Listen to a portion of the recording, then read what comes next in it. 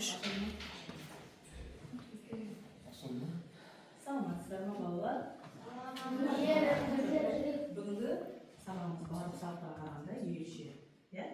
Олай болса, сабағымызды бастамас бұрын амандасып алайық, иә? Ежелден ақпенді тепкен амандасып алайық, бір жапырақ қалайық. Жарайсыздар, отыра ойында қолдарына. Балалар топқа ойнап алып, иә? Мамыр тобы біздің өзімізге байланысты ауылы және сағыз бұл. Қай мезгілдің айлары? Көктем. Олай болса, өткен сабағымызда бүгінгі сабақтың мақсаты негізгі уақыт өлшем бірліктерін ажырату және оқушылардың негізгі өлшем бірліктерін өзіміздің құндылығымызға байланысты жасампаздық және жаңашылдыққа қарайлап қарапайым өлшеулер жүргізу және уақыт бірліктерін ажырату болып табылады, иә? Олай болса, өткен сабақта балалар біз ғаламшарлар қандай болады деген тақырыппен танысқан болатынбыз, иә? Ал балалар, ғаламшарлар нешеге бөлінген? Екіге бөлінген, қандай болады? Жер тобындағы ғаламшарлар, ауыл ғаламшарлар. Олай болса, ол білесіз ба, жер тобындағы ғаламшарларды? Жер, мар, шолпан, меркурий. Ал енді біз қай ғаламшарда тұрамыз? Жер.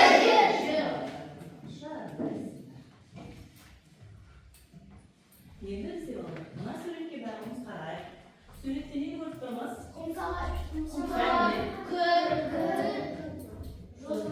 Жолда келе жатқан балалар, туады және жарайсыңдар. Бұл суреттің ортақ шешімі жыл мезгілі. Олай болса балалар, бейне жазбаға назар аударайық. Ай мектеп.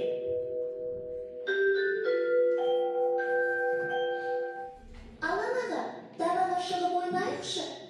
Болмай, қар жауып тұр, ауырып қаласың. Шіркін, далада ылғи жаз болып тұрса ғой. Онда саған экватор маңына көшу керек. Қойыңызшы, жер бетінде қыс болмайтын жер бар ма? Экватор деген қай жер? Экватор деген жерді теңдей екі жартыға, яғни оңтүстік және солтүстік жартышарға бөліп тұрған сызық. Сонда экваторда мәңгілік жаз болып тұра ма? Экваторға жақын аймақтарда 2 жыл мезгілі болады. Ұзаққа созылған құрғақ ауа райынан кейін жаңбыр маусымы басталады. Қалайша, бір жылда 4 мезгіл болады емес пе? Дана, жердің пішіні қандай? Шар тәрізді. Дұрыс, жердің өз білігінен айналатынын білесің ғой. Иә, жер өз білігінен айналғанда күн мен түн ауысады. Егер жер өз білігінен айналмаса, онда жердің бір жағында мәңгі жарық болып, қатты ысып кетелек. Ал екінші жағында мәңгі түн болып, қатты суық кетелек. Дұрыс, жер өз білігінен айнала отырып, күнді де айналады. Иә, Жердің күнді айналып өтетін жолы жер орбитасы деп аталады. Ал жер күнді толық бір рет айналып шығуына кеткен уақыт жыл деп аталады. Бір жылда 365 күн бар. Жақсы, жарайсыңдар. Түсіндік па? Иә, түсіндік. Бір жылда неше күн бар деді? Олай болса, уақыт өлшемін анықтауға күн, ай және жұлдыздарға бақылау жүргізу көп көмегін тигізген екен. Ежелгі адамдар күн мен түнні, күн пен қыстың алмасатынын байқайды. Осылайша алғашқы адамдар уақыт бірліктерін тәулік, жыл, ай жақсы жарайсыңдар. Енді ол кезде ежелгі адамдар мынадай теорияның көмегімен жердің қозғалысын анықтаған екен. Қарап отырмыз ба? Көріп отырмыз ба? Бізде осылай жердің қозғалысын ежелгі адамдар бірінші анықтаған. Олай болса балалар, қазір келесі кезекте топтық жұмысқа қатысамыз баламыз. Бірінші наурыз тобы бізде келе қойыңдар. Жыл мезгілдерін анықтаймыз. Жыл мезгілдерінде қандай өзгерістер бар, қане?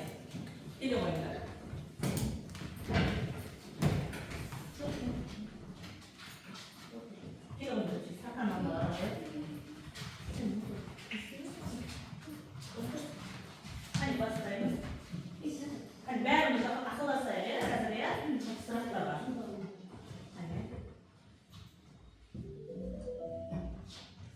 Оқимыз. Жазып шығарайық. Bir жылда неше жыл мезгілі бар? Bir жылда неше жыл мезгілі бар? Иә, дұрыс па балалар? Жақсы, жарайсыңдар. Қазір қай жыл мезгілі? Қыз, иә, қыз жыл мезгілі. Жақсы, жарайсыңдар.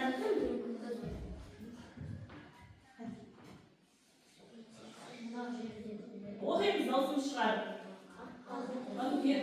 Қаймен оқимыз? Рауанып қабағы, қағана қарады. Өздері жауап береді, Муслим. Ал. Өздері жауап береді.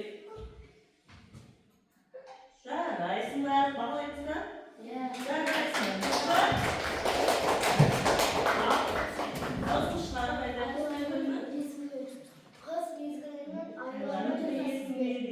Ал. Түсмесінде қандай бар? Ya, желтоқсан, қаңтар, ақпан. Дұрыс па екен? Жарайсыңдар. Ал жақсы, отырамыздар. Қане, отырамыз, келесі топ шығар. Мамыр топ келе ойыңдар. Келе ойыңдар. Кетеміз. Отырамыз. Отырамыз. Ал оқимыз.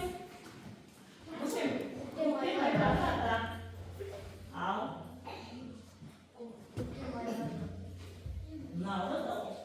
Айтайық та, оқиық та. Көктемде қандай мерекелер болады? Наурыз мерекесі болады деп дұрыс па екен? Жарайсыңдар, келесі.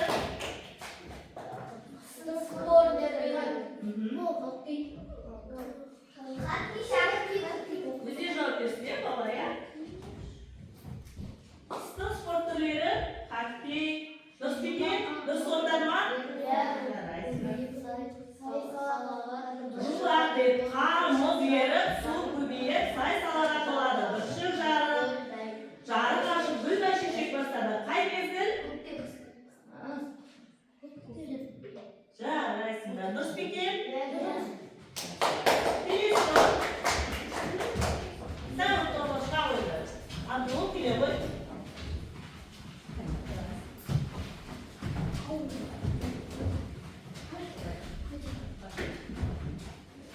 Мұқият оқимыз.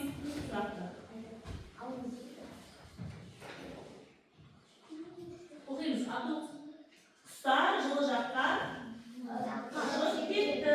Бұл қай мезгілде айтылған? Қай мезгілде айтылған? Жылы жаққа ұшып кетті деп.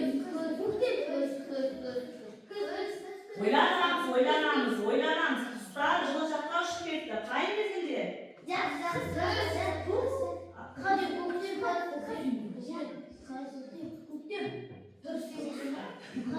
Қай мезгілде ұшып кетеді?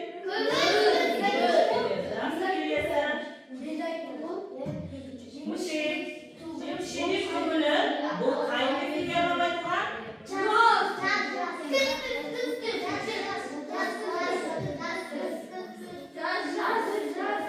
Өздері жауап береді, иә, балалар, өздері жауап берсін.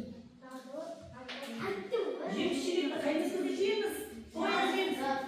Қазіргі уақытта, мысалы, барлық уақытта да жей береміз, иә, барлық мезгілде де. Бірақ көбісі қарбыз, көне жазда жейміз. Өздері жауап берсін, иә? Жарайсыңдар. Дұрыс па екен? Дұрыс жауап берсін.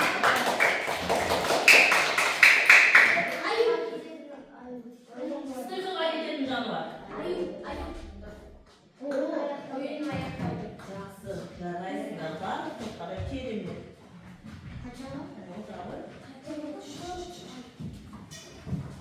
Жарайсыңдар. Енді бізде балам ой болса,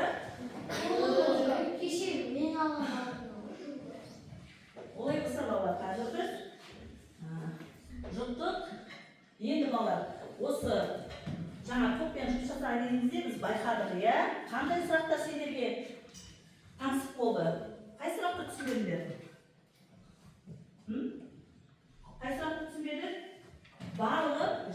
күндерінде жасалған, иә? Енді келесі тапсырмамыз жұрттық жұмыспен жұмыс жасайық. Алдымызда балалар бізде мынандай тапсырма бар.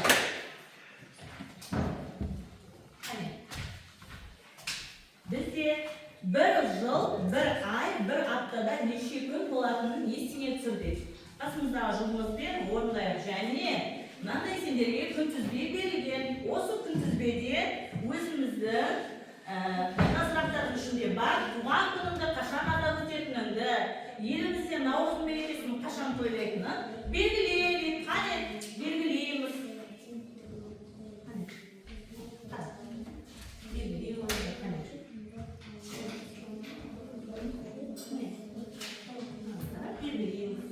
Aslında üçüme жазуға болады. Қане белгілейміз. Ручкамен жазып. Белгілейміз.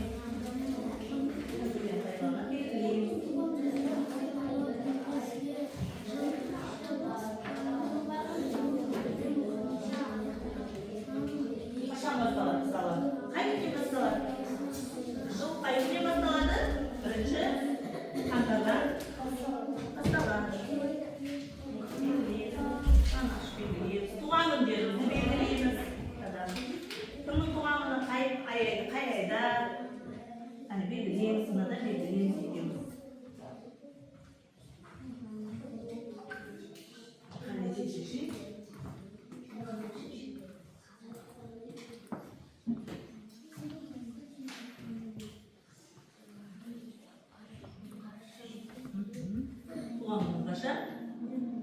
Туған күніміз қашан? Сен туған күнің қай айда? Қаңтар? Қыркүйек? Жақсы, белгілейміз. Малды жақсы, жарайсыңдар. Жақсы, белгілеп жүреміз.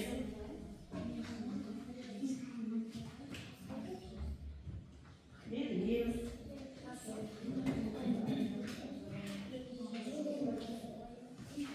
Қане болғанымыз бар ма? Қай жыл болды?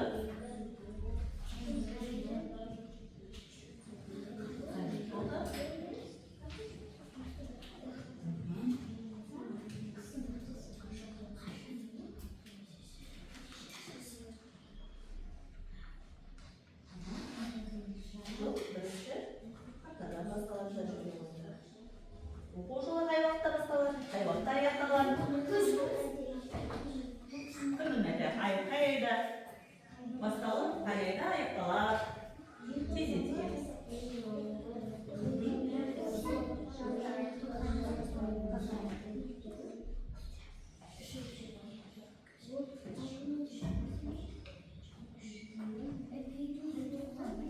Болды ба? Қай күндер болды?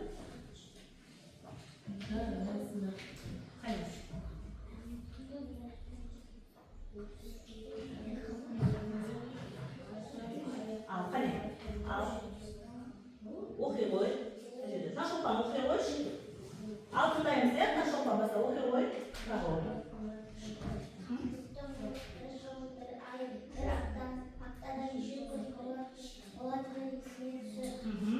Сонымен тыңдаймыз.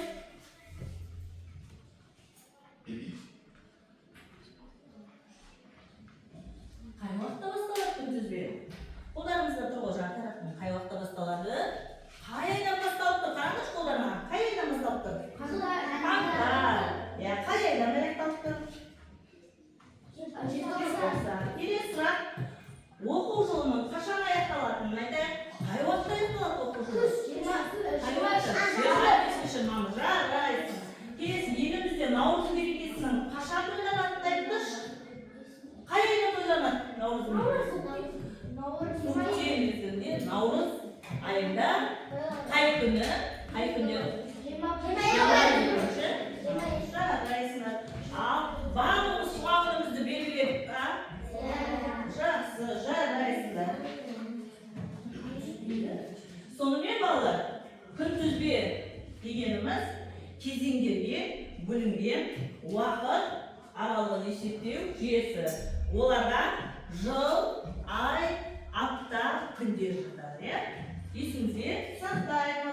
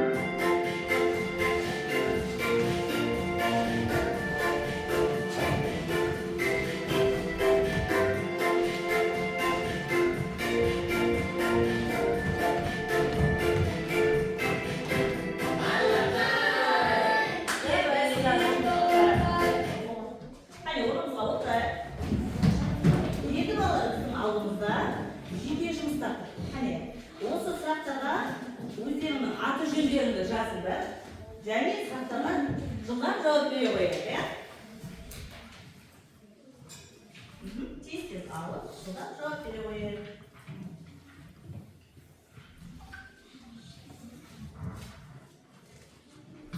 Аты жөніңізді жаз, тез жауап бере қояды. Дұрыс отырдыңыз ба?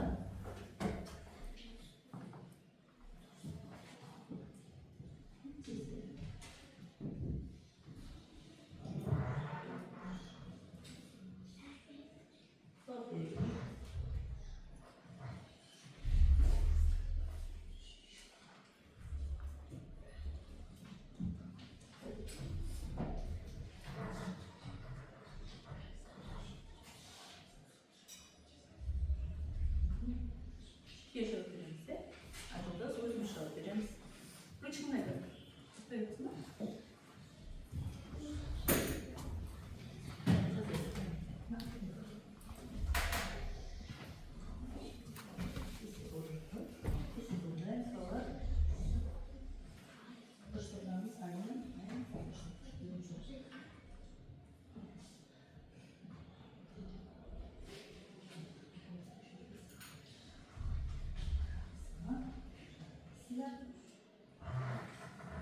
Қолдарыңызды бағанышқа қойып отырыңыз.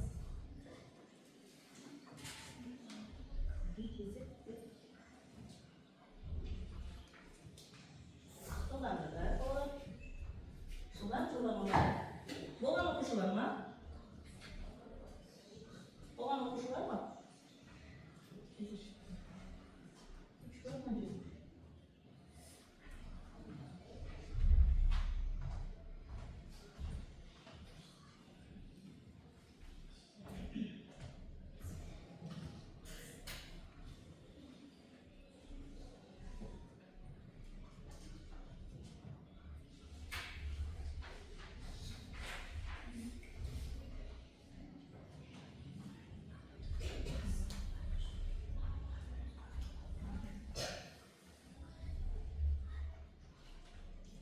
Onunla olan kısımlar olan kimdeydi?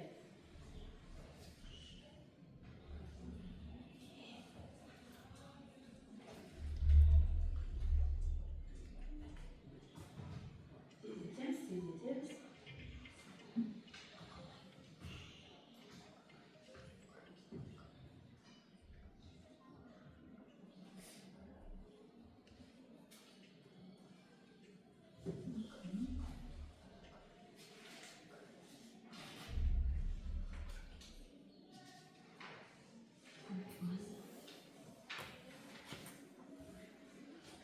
Şöyle olan okuşlarına Özbek. Otuğa.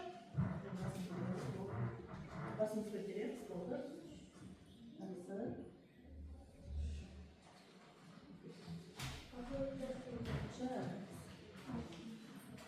Muhammed, жақсы.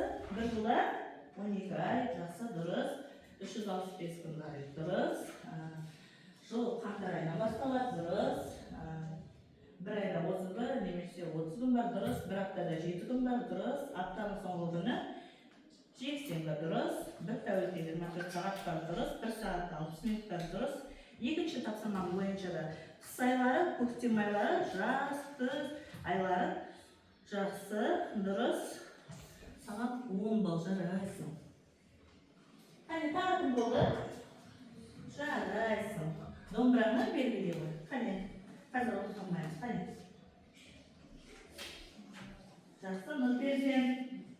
Bir жылда неше айлар? Жақсы, мына жерде сен bir айда 30-31 күн бар. Жақсы, бұл ақпан айында неше күн болады? 4 жылда бір келетін күні бар, 28 күн. Жарайсың. Саған 9 бол. Қане, тағы күн болды? Алтынай, болды ма? Әкеле бол. Абдуш. Жақсы. Жарайсың. Қане, болғаныңыздар ма? Таңшолпан. Бере ғой. Жақсы. Bir жылда 12 ай бар, дұрыс. Жыл желтоқсан айынан. Бізде желтоқсан айынан басталды ма жыл? Жоқ, қаңтар айынан басталды, қаңтар айынан. Мына жерде бір сұраққа дұрыс жауап бермей жүрсің.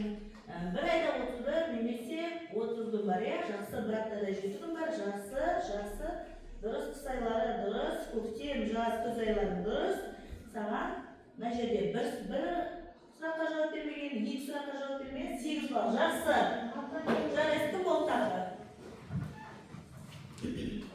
Жақсы, мына жерде Абудай барлық сұраққа дұрыс жауап берген. Жарайсың, 10 баллын белгілеуі. Қане? Болды ма? Әділхан, жақсы. Бір сұраққа жыл қай айдан басталады дегенді байқамай отыр екенсің, иә? Жыл қай айдан басталады деді? Қаңтар айдан басталады деді, иә? Жақсы. Мына жерде бір сұраққа, 2 сұраққа жауап бермегенсің. 8 балл. Жарайсың. Муслимде бірінші тапсырма бойынша бір жылда 12 ай 365 күн бар. Жақсы. Екінші тапсырма дұрыс. Жақсы. Bir ayda 30 немесе 31 күн бар. Bir аптада 7 күн бар. Жақсы. 4 мезгілде де айларым қателеспей шатаспай ондағансың. Жарайсың, ондау. Қане, болды ба? Енді олай болса қаларын жалғастыра жатамыз. Бүгінгі сабаққа рефлексия, қане барлығымыз қолымызда, алдымызда. Мынандай рефлексия бар. Осыған бүгінгі сабақтан оқығанымыз және бүгінгі сабақта ойға тегеніміз және ең ұнаған, сені қызықтырған не нәрсе, соны қарай өзіміз жаза қояйық соған. Аты жөндерімізді жазайық. Қолымызда қағазда аты жөндерімізді жазайық.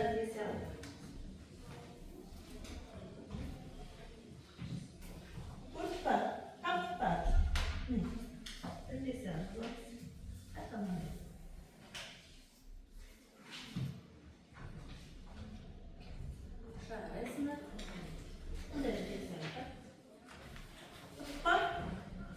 Жазғатымызды, қарабатымызды ал, бізді ұлықтан. Жақсы. Жарайсың. Мына жерде бір сұрақ дұрыс емес, 8 баллны белгілеу. Енді рефлексияға жауап береміз. Аты жөнімізді жазып жібереміз. Мына жерге жазып жібереміз. Енді не қызықтырды бізді? Енді сабақта. Оқимыз. Енді не қызықтырды бізді? Сонымен балалар, бүгінгі сабақты өздерінің қане, бер қараймыз. Не түсіндік, не ой түсіндік бүгінгі сабақта? Не түсіндік? Бүгінгі тақырып қандай болды бізге? Бүгінгі тақырып қандай болды? Қыстан кейін ертең көктем шығатыны туралы түсіндік па? Жұмыс жасадық па? Жұмыс жасау арқылы өзіміз бірдеңе түсіндік па сабақтан? Жарайсыздар. Олай болса, бүгінгі сабақтан оқыған сөздер нені оқыттық бүгінгі сабақтан? Не оқыттық қане? Кім айтады? Не оқыттық? Нені білдік? Жарайсың, иә? Экватор туралы айтылды, иә? Тағы да нені айтамыз? Не айтуға болады? Сендерге не ұнады? Бұрынғы ежелгі адамдар немен айналысты деді? Теория арқылы? Теория арқылы күнмен түннің ауысатынын білді. Иә, теория арқылы ежелгі адамдар не болды? Күнмен түннің ауысатынын білді. Күнмен түннің ауысатынын осы арқылы бақылаған, иә? Жақсы. Енді бізде үйге тапсырма. Мына жерде бізде күнтізбе бар ғой. Мынандай күнтізбені үйден столдың үстіне қоятын күнтізбені жасап береміз. Жарай ма? Жасай аламыз ба? Жасай аламыз ба мынандай күнтізбені? Өзіміздің туған күнімізді белгілеп, отбасымыздың туған күндерін белгілеп, ертең стол үстіне қоятын күнтізбе жасап береміз. Олай болса, бүгінгі сабағымыз аяқталды. Орнымыздан тұрып